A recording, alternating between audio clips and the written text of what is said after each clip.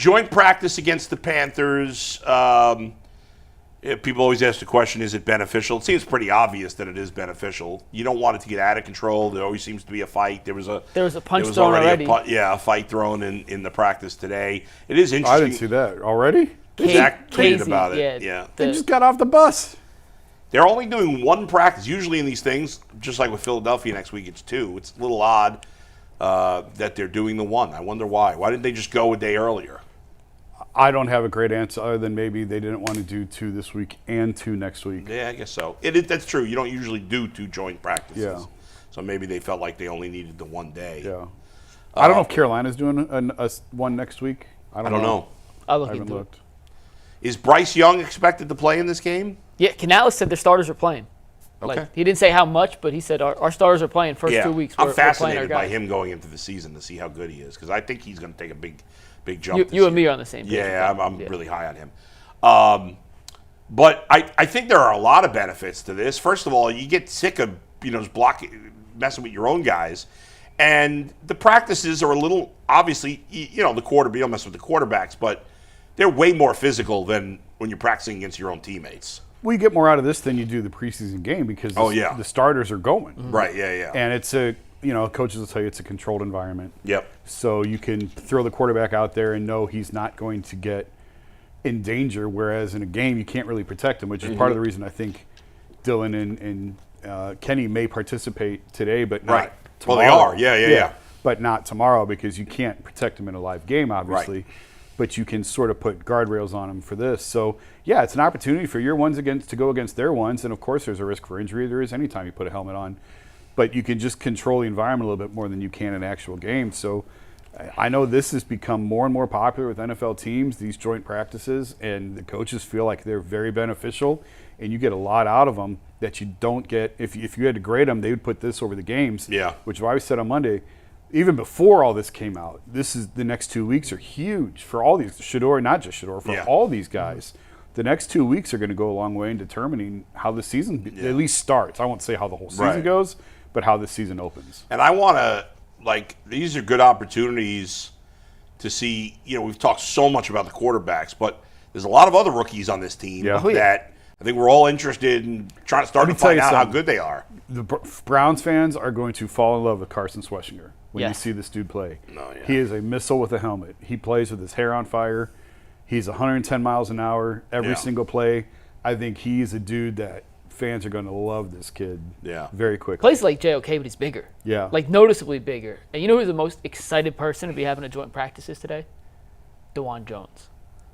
Because that means he's not lining up have to go against Myles Garrett all throughout Everything practice. else is easier. But in all seriousness, the premise of these joint practices is to see who you have going against someone who they're not going up against for the 50,000th time in this camp.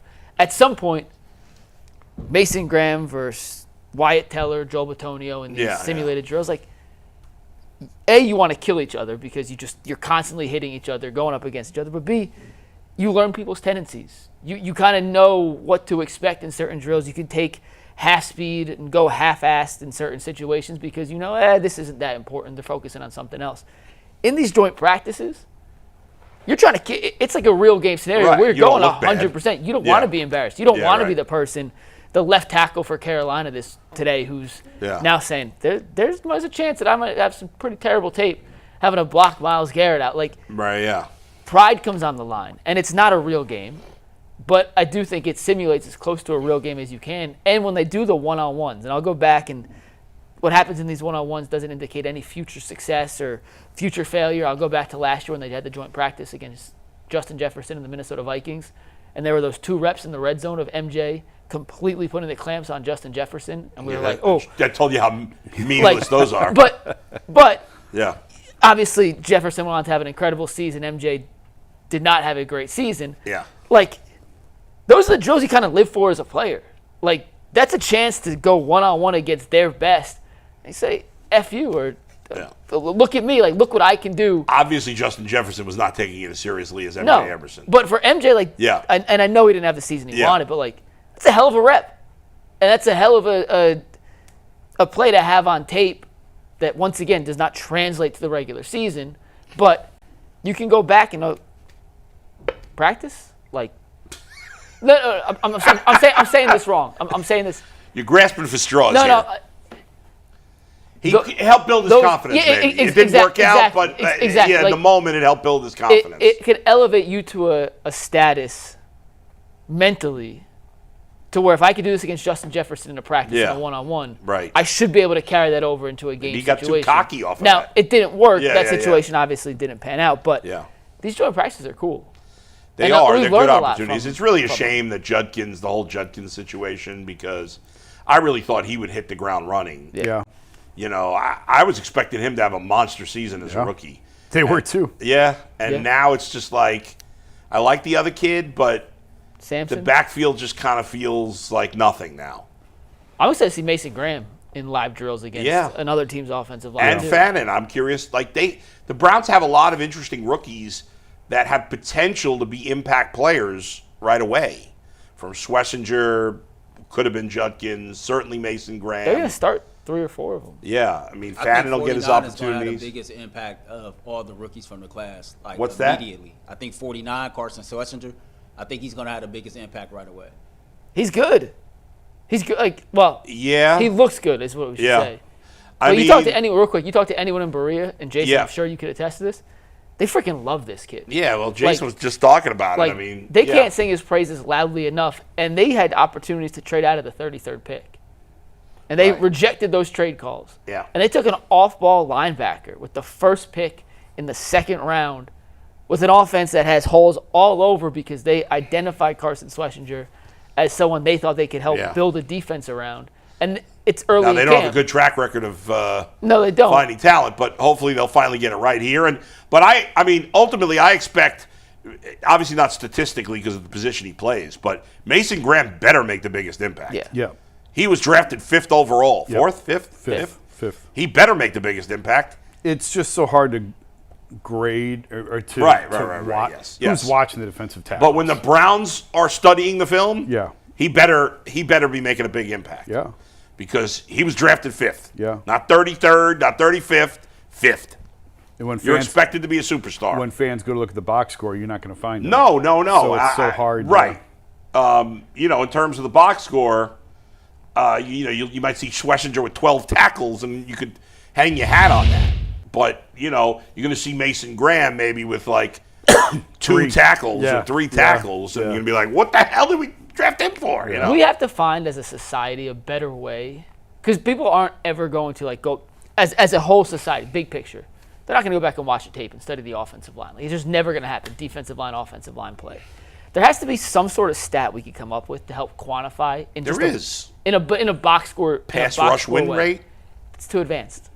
I mean, what simple stat can you have for that? That's what I'm saying. We got to come up with in a society so when we come back on a Monday, Yeah. we can look at Mason Graham and whatever the arbitrary number is and say, oh, he had 8 of those. Yeah. He had a good game. He only had 2 the next week. I Not think a if we're good that game. easy, we'd already have it. We got to be better as a society. I'll try Fair to enough, think. Mike. To think of something. You're right. I mean, I wish there was some better way to quantify how good. Well, that was the whole birth of PFF, was it not? To try and Yeah. Right. for stuff like that. Even though I think I've said many times I think PFF is fraudulent.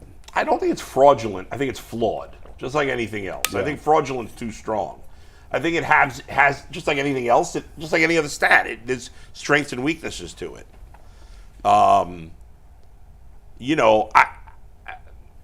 But there are times where you're like, how is that possible with Right. those numbers?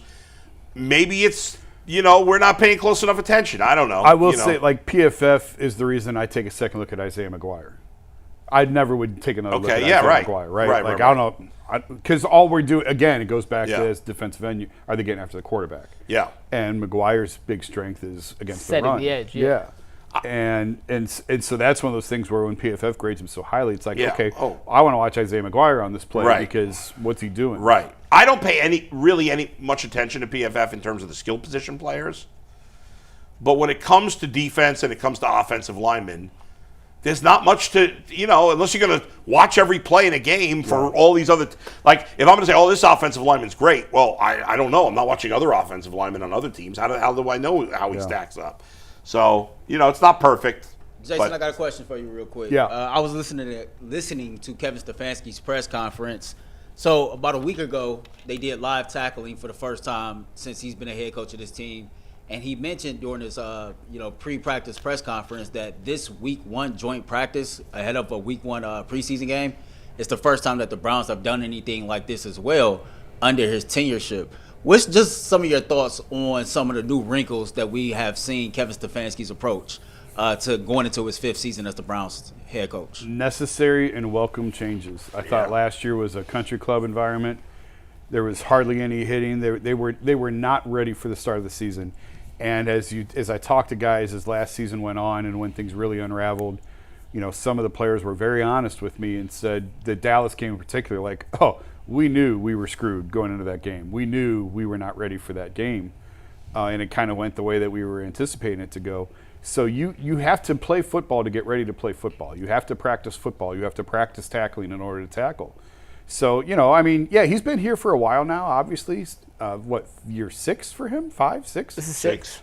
So, but, I've talked about it before, particularly with GMs. The longer you do something, the better you get at it. This is the first time he's ever been a head coach. So he's had 5 years now. He's tried it one way. He's evolving as a coach. He's evolving. We saw him last year give up play calling and go a different tact. And so I think that he is open to trying different things, and I think this was necessary. You have to hit. There's always an injury risk, always. It's a violent sport. You're playing a violent game.